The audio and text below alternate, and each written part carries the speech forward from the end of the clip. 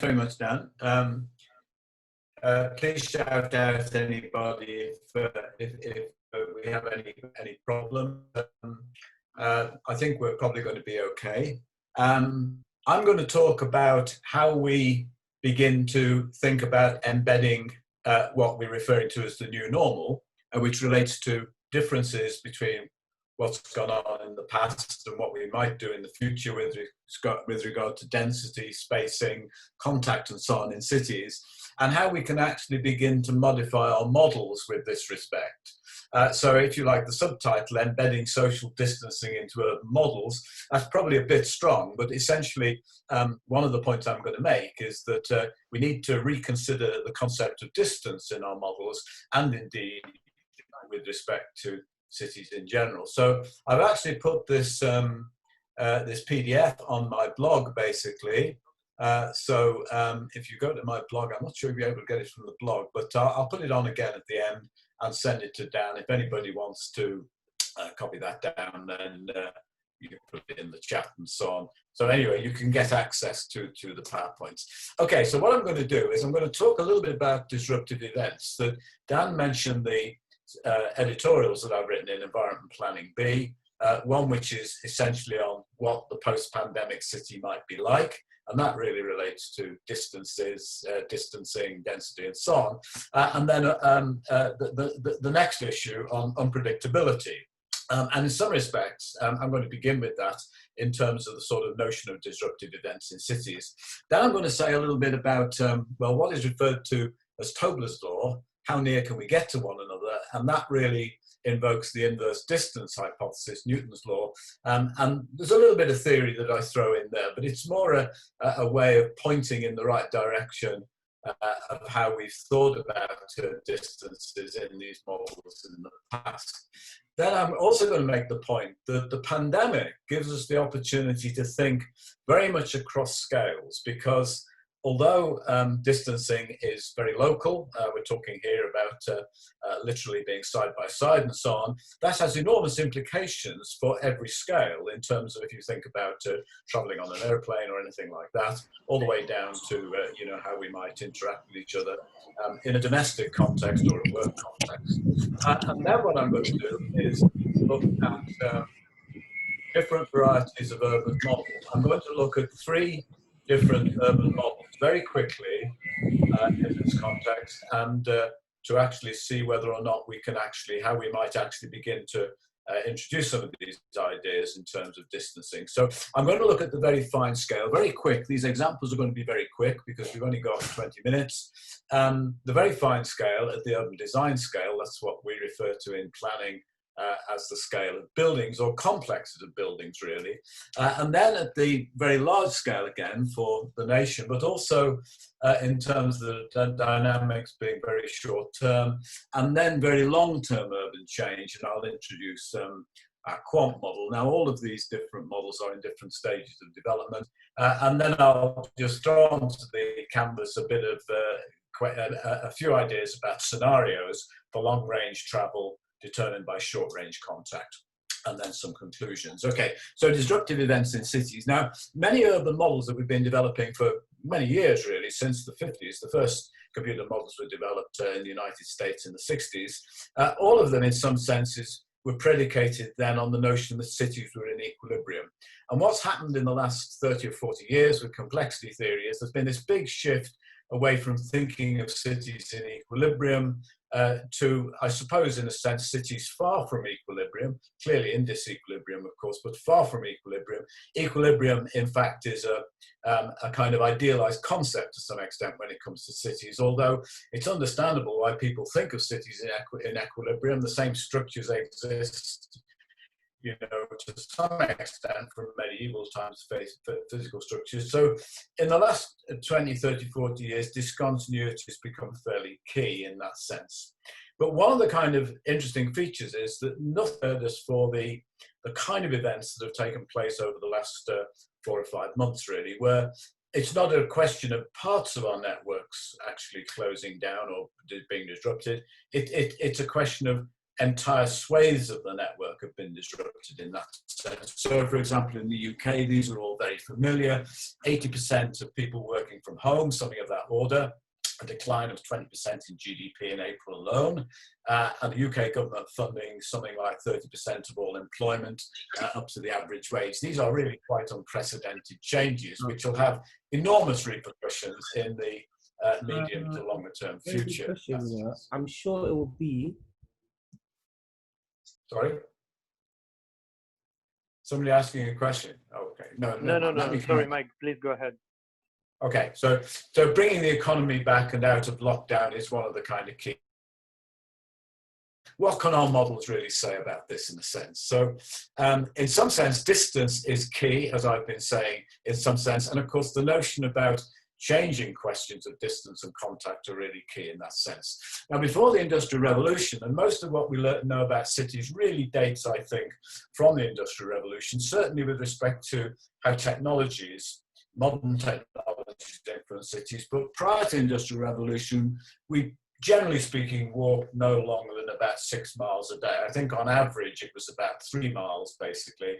Yeah, your average worker walked about 3 miles, basically, in that sense. And now, for example, you know, cities, certainly big cities, we're traveling for about 1 hour a day on average. And obviously this is accomplished by motorized transport of various sorts in a sense. In really big cities, we might be talking about an average of 1.5 hours.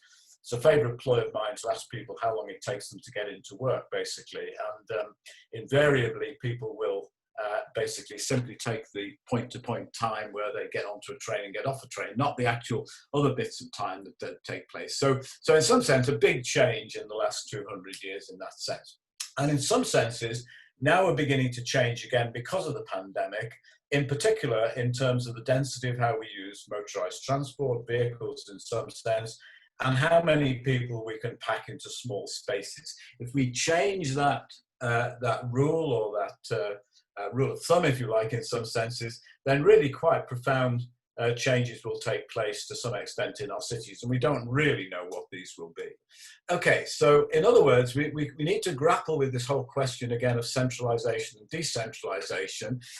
In the last 200 years, the sort of argument has been, well, in the 19th century, people flocked to cities, and in some sense, cities became compact. In the 20th century, they began to decentralize to some extent with sprawl. And in the last 25 years or so, there's been a sense in which cities have begun to compact. People have moved back to the city, not in droves in any sense, but there has been a sea change in that sense. More walking, a little bit more use of public transport in certain contexts, etc. And this has actually given a notion that future cities might be more compact than previous ones in some sense. That's a very open question, I think. But clearly the pandemic does two things. It makes us walk more. People are walking in that context, clearly. We don't know by really how much, but it's probably significant. And also it means we avoid mass transit. Now this is a real paradox, because locally, the notion of the compact city was all to do with walking and to do with using mass transit. If we can't use mass transit, then that's massive. And of course, the corollary of that is that people are to some extent taking to their cars in some sense in this particular way. So these are really quite big questions. And of course, we can't really predict the future. It's impossible in that sense, but we can reflect on what the pandemic might mean with respect, so to actually explore possibilities in that sense. And to do all of this, can we actually use the models that we've been using for a number of years, or do we need to throw them all away and start afresh in some sense? So that's the kind of big question in all of this. Okay, so let me quickly speed up. A couple of points here about density, spacing in crowds, cost of travel across different scales from global to local, big changes there. Here are some pictures the physicality that we're accustomed to dealing with. This is a picture of London retail locations. You can see that movement is intrinsic to that pattern of retailing. You can see the big city centre. You can just about make out Hyde Park in the middle there, basically. But you can see the classic radial structure, which has been true of big cities for any city, really, from antiquity to some extent. Here's a picture at a very different scale. this is an agent-based model of the Notting Hill Carnival. The carnival goers are in the white colour and the carnival watchers are in the red. And one of the kind of features of parades like that in cities, in small areas, but wide areas within small areas, etc., then is really crowding to some extent. And of course, whether or not carnivals like this can ever take place again, unless of course we find a vaccine for the pandemic and are able to mitigate it quite dramatically compared to the moment, then these are big questions really in a sense. And last but not least, there's a very fine scale. This is a model of a supermarket, to cut a long story short, the work on this supermarket indicates that if you change the spacing, one-way systems and so on, then this will lead to a different pattern of potential infections in that sense. And there's some interesting features about the work going on at the moment at this particular scale, which indicates that some of the obvious rule of thumb type systems that are being invented, like one-way movements in supermarkets, may actually enhance the possibility of infection rather than actually diminish it. So there's some big questions there in terms of this. Okay, now let me just very quickly move on to the notion about what we know about distances in models, basically. Now, Waldo-Tobler, in a famous paper, it's there at the bottom, in 40 years or more ago, 50 years ago, Waldo said that everything is related to everything else, but near things are more related to distance things. Now, many people have said this to some extent. It's implicit in the inverse distance law, the inverse square law in some senses in this way. Waldo, I think, said it in a kind of off-the-cuff type of way. He never meant it to become a law in any sense. I mean, but in fact, the way he said it, I think, was really taking people's imagination in this sense. So if you look at any location as a destination, then the model law assumes that the flow from any distant point to the destination drops off with the power of distance or cost. And that function is pretty central to a good deal of our models, etc. It applies across many scales, etc. And there's a picture of an exponential function in that sense. The next slide simply shows typical fall off in that sense. So we have movement on the vertical axis and distance on the horizontal axis. And of course, if we were to add up the total number of people traveling to the destination, which might be 0 in that sense, then we add up the area under the curve basically. And so with a simple exponential function, we can actually work out the amount in that sense. Now, there are many variants of this particular model, many variants of the inverse relationship between distance and movement in that sense. That's what happens when we change the power of distance in this particular context, that as the curve sort of expands from the origin, basically, in that sense, as the parameter lowers in some sense, gets smaller in that way, then you get more travel, basically, etc. So if we to add the area under the curve, then we get more and more travel. So the top picture might be something like traveling in Los Angeles, and the bottom picture might be something like traveling in New York in that context. So that's the kind of the basic essence in that case.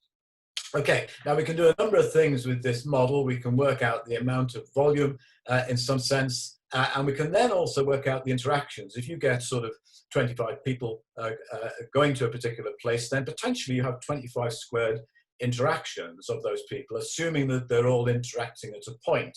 And that's where the local really has to come in some senses. So we can begin to build little models of what happens when people get from a wider hinterland to a particular point, etc. There's not been that much done on this kind of thing over the years, basically, but it's very, very central to the notion about what happens, when you all get to a supermarket and then begin to shop and interact in various cases in that way. So, for example, with 25 people, 25 squared is 625 in that sense, potential interactions, and if we have a proportion of those who are infecting one another, we get a certain number of infections in that sense. Okay, now you can see there that the last sentence, basically, I'm using a version of PowerPoint that doesn't have the Cambria math fonts on it, so don't worry about that. Let's move on very quickly. So in other words, my little example there, if you read it through, leads to something like 6 infections per period. And if we assume a 2-meter rule to keep people from transmitting the virus, then the actual infections would be lower in some sense.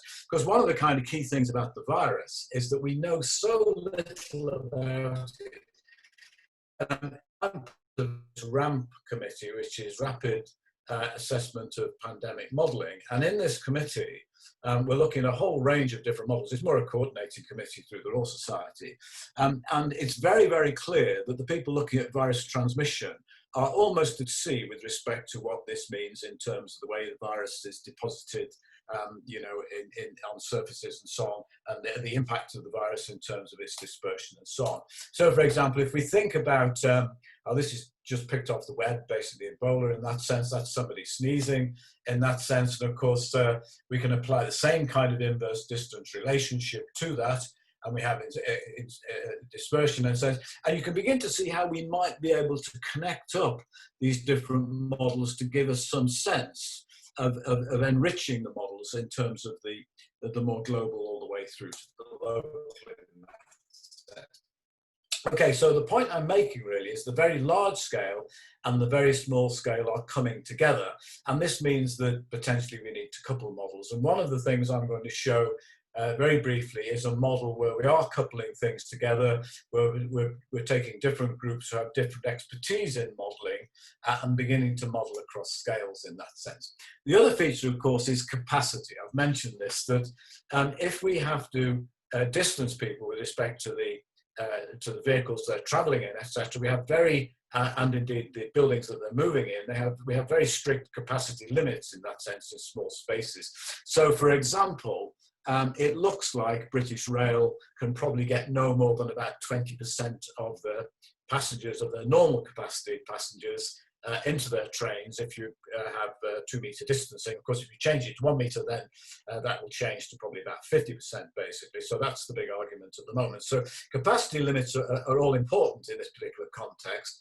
One of the things we're doing with one of our models is we've put capacity limits on the railway, on our rail networks, and because this particular model, the QUANT model, is a modal split model with competition between modes, it pushes people onto the highways basically. If we can constrain buses and trains to only be 20% of their capacity, it'll push people onto the other mode, which indeed is rail. So, you know, basically capacity limits will lead to essentially gridlock basically. Okay, so that's essentially the thing. Now, very quickly then, very conscious of time here, I'm probably over already, but let me quickly go through the different varieties of urban modelling, just give you a sort of impression of what we've been doing. The very fine scale, I'll say something very briefly about modelling in supermarkets and so on, I may introduce that. Then something about the large-scale short-term model of the national system that we're building as part of the Urban Analytics group in Turing and in the RAMP initiative. And then last but not least, our sort of workhorse of a model that Richard Milton and myself have designed called the QUANT model, basically, which is really designed as a land use transportation model for England, Scotland and Wales, basically, which is related to the fact that there are many impacts of urban change that really cut across the whole system, and we can't really bound the system anyway, so we're building it for England and Wales. Here's a model of the supermarket. That's the spatial epidemic model applied to Devon so far that the RAMP group are working with. And that's a picture of our QUANT model. So you can see the change in scales there. Of course, the second two are to some extent the same scale. These are MSOA values, but the focus of interest in the spatial pandemic model is more local to some extent. There are regional variations, whereas in the QUANT model, we're very interested in repercussions right across the national system. So here's the work on supermarkets. There's a couple of groups, Sainsbury's, and there's a group in Casa run by Cleve O'Neary, and Neve, I should say, Neve O'Cleary. I always get that name wrong. Sorry, Neve. Got these Irish names, you know. So Neve basically is working with somebody who did his PhD at Oxford on a supermarket model, and you can sort of see that what they're doing is looking at the layout of aisles, and they're looking at the numbers of people coming into the market and looking at relationships in terms of queuing, contacts, and so on. and basically exploring how these different layouts relate to infection. Now, of course, we don't know how people get infected. We don't know the viral load. We don't know how it was deposited in some senses, but we do know enough to know that contact, to some extent, potentially leads to infection. So, to some extent, to tie all this work up I'm talking about this afternoon, we really need to move to the next stage. There's a group in RAMP run by Paul Linden in Cambridge, and they're looking at virus transmission. And the idea would be to connect this kind of work to the virus transmission.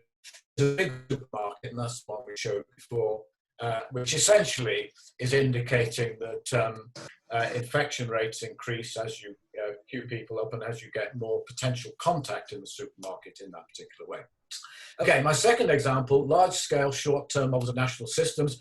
We're building a national model of the spatial pandemic, which is, to some extent, the spatial pandemic is added on to this national model, but it basically puts together micro-simulation, the UK demography, as a model at Leeds called Spencer, which was sort of son of Moses, basically. The son of Moses was Abraham, wasn't it? I can't remember.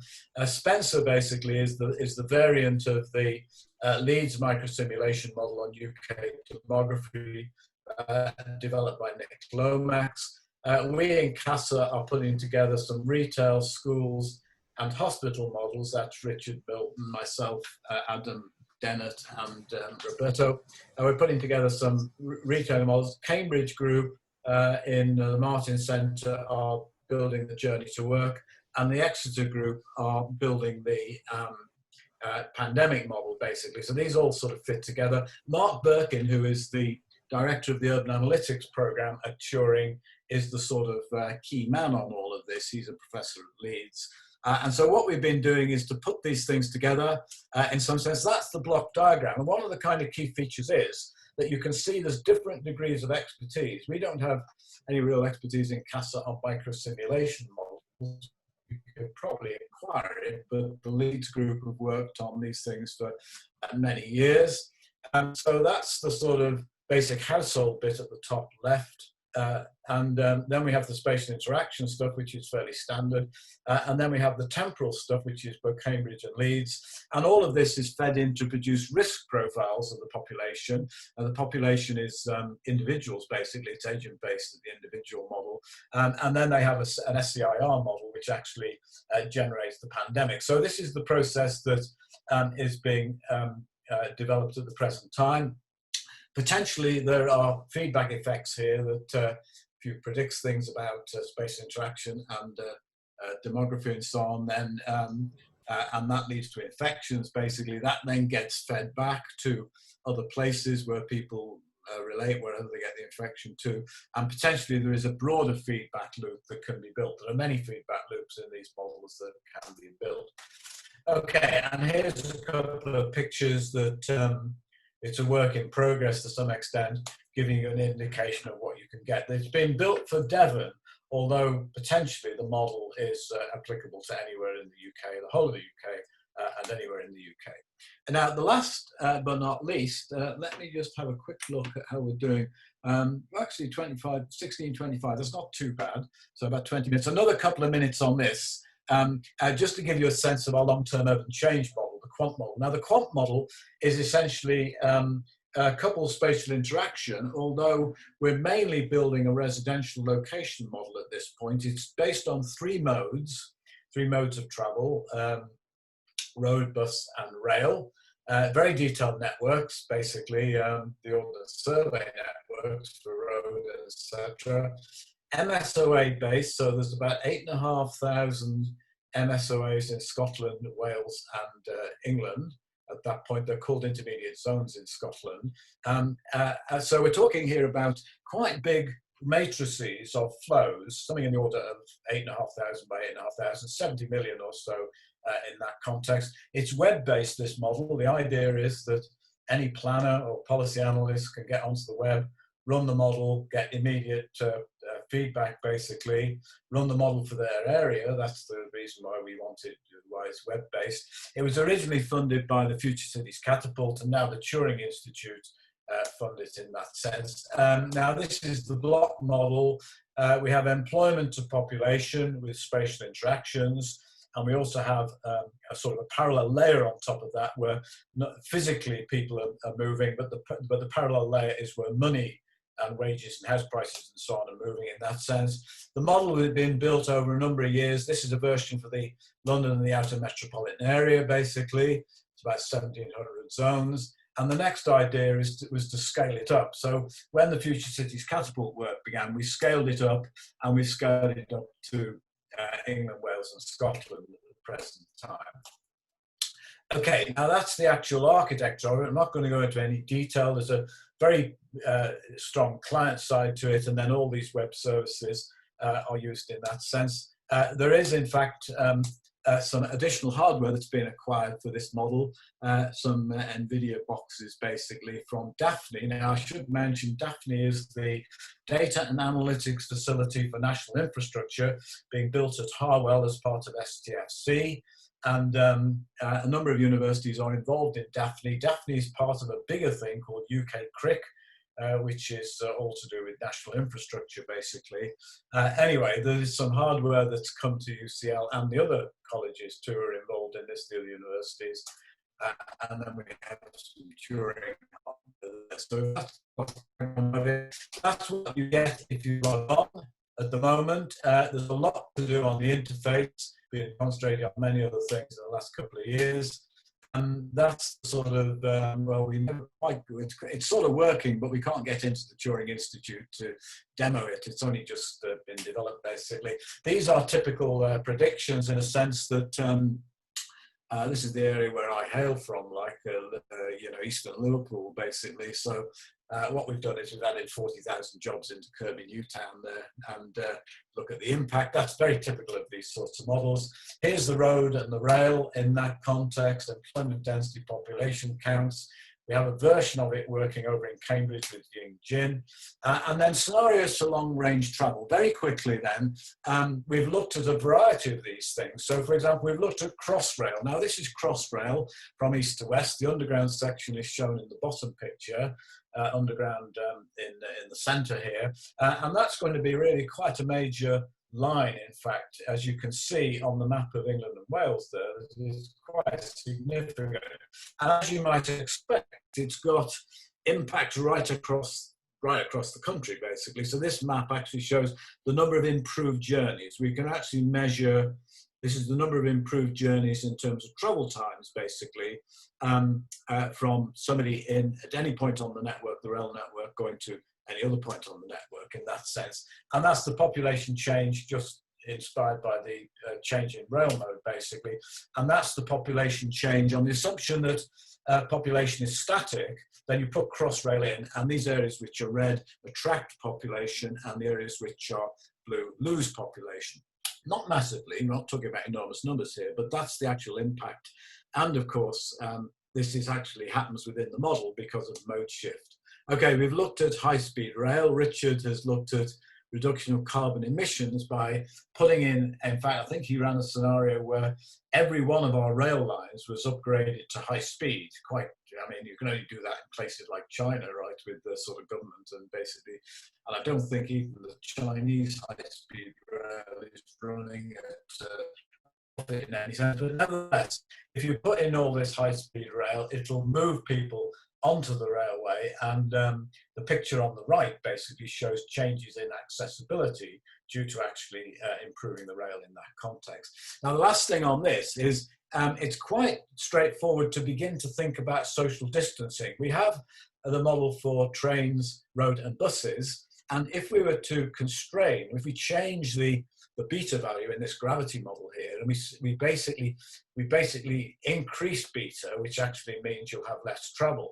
We can increase it to the point where only 15% of the passengers on the railway are actually traveling, because it's a modal split model, which enables you to the modes to compete with each other, and then taking people off the railway, then they'll go either into the buses or into the cars. It could strain the buses and so on. So that's what we've actually done in that picture there. Okay, so that really sort of shows you more or less what we're doing with these models, basically. We've not quite hooked up the detailed supermarket type models to these more macro models, and we've not hooked the virus transmission stuff to the supermarket models, but to some extent, it's a more generic principle about integrating models. So really, what we have to do with these things is to look at locational patterns at every scale. One of the points is we can't explain the global without the local. In that sense, we need to add many new attributes and so on. We need to think about electronic networks as well as physical networks. If I was giving this talk before the pandemic, I would probably be concentrating on all these electronic networks that underpin the city now, which are making an enormous difference potentially to our locational decisions in that sense. I've not mentioned that at all really today, but it's still an important part of the agenda.